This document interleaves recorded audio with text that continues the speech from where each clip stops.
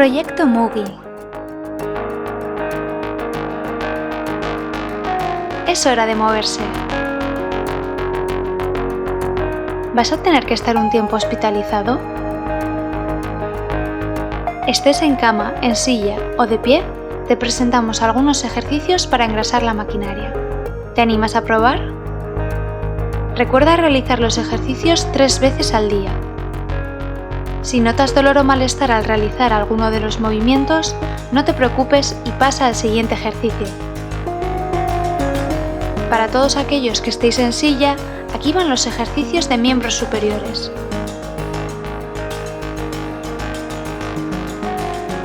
Con las manos entrelazadas, sube y baja los brazos 5 veces y repite el ejercicio 3 veces.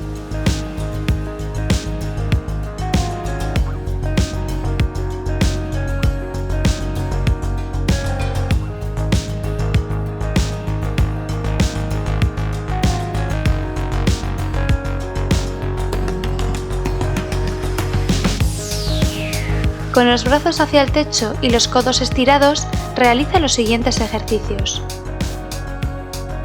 Abre y cierra las manos 5 veces y repite el ejercicio 3 veces.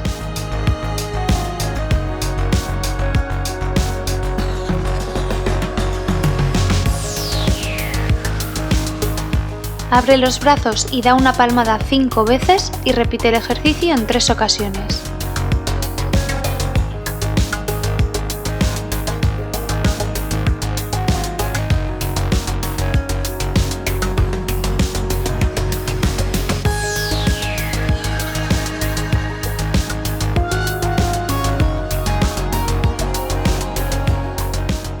Llévate las manos a la nuca 5 veces y repite el ejercicio en 3 ocasiones.